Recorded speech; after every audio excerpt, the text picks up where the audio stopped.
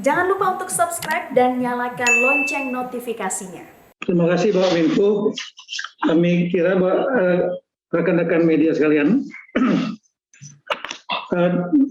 arahan dari Bapak Menko, poin-poin yang disampaikan Bapak Menko tentang penerapan PPKM darurat Jawa Bali mulai tanggal 3 sampai tanggal 20 itu akan kami tuangkan dalam bentuk regulasi disepakati oleh Bapak Menko dan menteri-menteri lain, yaitu instruksi Mendagri.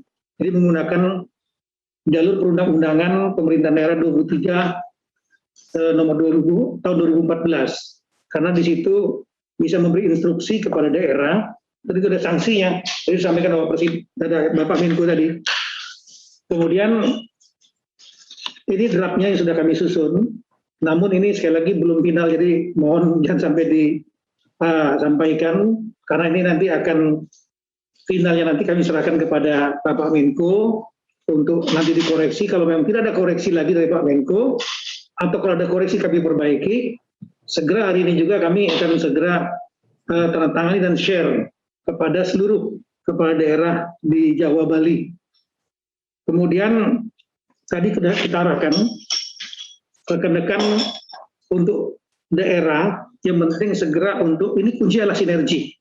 Ini masalah kendali sosial, mengendalikan masyarakat yang cukup banyak se-Jawa Bali. Otomatis ini bukan pekerjaan yang mudah, sehingga perlu kolaborasi, dan kunci daripada sistem kita adalah kekompakan Forkompinda dengan tokoh-tokoh masyarakat. Oleh karena itu, setelah nanti ditandatangani ini, bahkan setelah rapat ini, Forkompinda kita minta untuk segera tingkat 1 dan tingkat 2 berkoordinasi. Jadi mulai dari gubernur, pimpinan gubernur sebagai pimpinan Forkompinda, berkoordinasi dengan pimpinan TNI, Polri, Kejaksaan, jajaran Kejaksaan juga, kemudian melaksanakan rapat dengan pimpinan dan seluruh anggota Forkompinda tingkat 2, kota kabupaten masing-masing. Strateginya seperti apa, langkah-langkahnya seperti apa, biar ada satu suara dulu. Dan kemudian setelah itu di follow up dengan rapat Forkompinda tingkat 2 yang dipimpin oleh Bupati, Wali Kota, Dandim, Kapolres, Kajari, dan kemudian mereka memberi arahan kepada jajaran di bawahnya kecamatan secara bertingkat. Nah, ini kita harapkan dengan langkah-langkah itu, sambil nanti dari pusat, tadi ada arahan dari Bapak Menko tadi pada saat rapat, per 3 hari akan melakukan monitoring. Termasuk diantaranya nanti akan mungkin lebih ketat pada saat menjelang akhir dari periode ini, karena periode ini akhirnya nanti ada momentum penting, yaitu Hari Raya Idul Adha, yang juga ada kerawanan di situ. Sehingga nanti akan ada rapat khusus, saya kira mikiran nanti di bagian akhir nanti, khusus mengantisipasi Hari Raya Idul Adha. Kemudian yang mohon bantuan media, betul-betul mohon bantuan narasinya supaya masyarakat confident bahwa memang ini harus dilakukan. 3 minggu ini memang kita harus dilakukan dengan langkah-langkah yang tegas dan ketat. Karena memang kalau tidak kita lakukan, tetap saja akan menekan ekonomi. Kalau angka kasus COVID dan bornya juga hampir penuh, otomatis juga akan membuat masyarakat panik dan itu akan kontraksi ekonomi.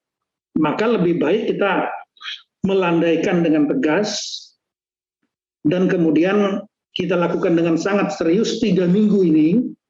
Tadi ada pertanyaan tadi saya lihat tadi, bagaimana setelah 3 minggu ini? Ya kami kira akan dievaluasi, tapi lebih baik kita bersakit-sakit 3 minggu daripada kita berlandai-landai 3 minggu dan kemudian kasusnya tidak turun, terpaksa kita harus perpanjang lagi. Kontraksi ekonomi akan makin terasa. Oleh karena itu 3 minggu ini kami kira memang langkah-langkahnya lah tegas dengan segala kolaboratif kekompakan Forkompinda dan sekaligus ANEF kita, termasuk pengecekan ke lapangan. Dan kemudian juga mohon sampaikan kepada rekan-rekan pada media dengan bahasanya masing-masing agar masyarakat juga tidak menjadi panik, karena dengan adanya pembatasan sampai ada yang 100% working from home, untuk kesiapan logistik, kesiapan makanan, minuman, itu sebetulnya tidak menjadi masalah. Karena makanan minuman semua sektor industri ini seperti dalam halaman 3, tolong halaman 3. Sektor industri, logistik itu tetap jalan semua 100% dengan penerapan protokol secara ketat. Ya, halaman 3 poin yang ketiga bahwa terus poin nomor 2 gandul. Nomor 2 gandul ya. Ya itu. Jadi sektor kritikal seperti diantaranya logistik, transportasi, kemudian di bawahnya lagi kalau kita lihat di situ ada pemenuhan kebutuhan pokok masyarakat sehari-hari itu masih dapat dilaksanakan. Makanan, minuman, penunjangnya itu tetap jalan. Artinya produksi makanan, minuman, logistik, kebutuhan sehari masyarakat tetap jalan industrinya. Kemudian supermarket, pasar tradisional, toko kelontong, pasar swalayan yang menjual kebutuhan sehari-hari tetap jalan. Tapi operasionalnya dibatasi sampai jam 20. Dan kapasitasnya 50%. Saya kira bisa 50% ini. Jadi masyarakat nggak perlu berbondong-bondong datang.